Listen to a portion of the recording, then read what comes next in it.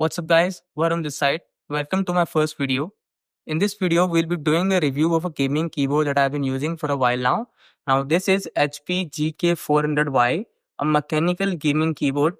In this video, I'll be going over the design, the build quality, the key switches, and the RGB lighting of this keyboard. So by the end of this review, you'll know if this keyboard is worth your money or not. So let's dive in. Now speaking of the design of this keyboard, the HP GK400Y has a pretty unique look because of its round keycaps, which kind of gives it a retro typewriter vibe. Honestly, that was the first thing that caught my eye about this keyboard. While every other keyboard has square keys, the round keycaps makes it stand out while it still manages to keep that gaming aesthetic. Now, speaking of the build quality of this keyboard comes with a top metal plate which gives it some sturdiness and helps reduce flex, while the bottom part is plastic. That's a pretty common combo in this price range. Overall, it feels solid enough on the desk, but it's not flawless. The paint of the metal part has already started chipping off, which really affects the look over time. On top of that, the RGB on my unit has stopped working on the coma key, which is totally disappointing, especially for a keyboard that costs around 3500 rupees.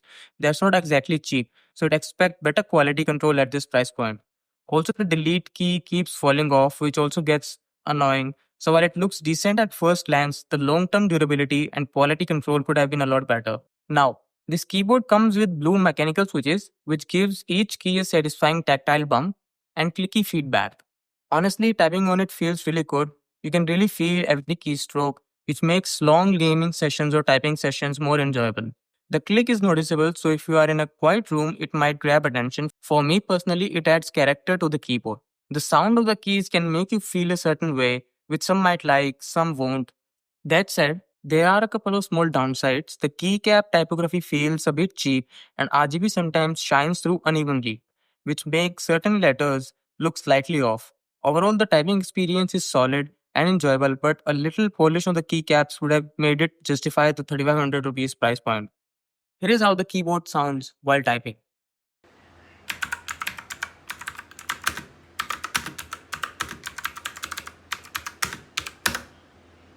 Now, speaking of the RGB is bright and lively, instantly making your desk feel more energetic, especially in a darker environment. There are a couple of preset modes and they're fun. Now, if you consider yourself a gamer, there is also a preset mode that only lights up WASD keys. I think it adds a cool and focused vibe to the keyboard. Now, as I mentioned earlier, that on some keys the light feels a little uneven and the light shine through is pretty inconsistent. It doesn't ruin the core experience of typing by any means, but it does show that there is some room for improvement. Now, the overall feel of this keyboard is pretty solid and it manages to combine retro style, comfort, and a great typing experience. The build quality is decent, the design is simple yet sleek, while the typography on the keycaps could have been a lot better, and RGB isn't perfect. This is still a good keyboard. For 3500 rupees, if you want a keyboard that has round keys and gives a cool typing experience, this is the only option you should consider.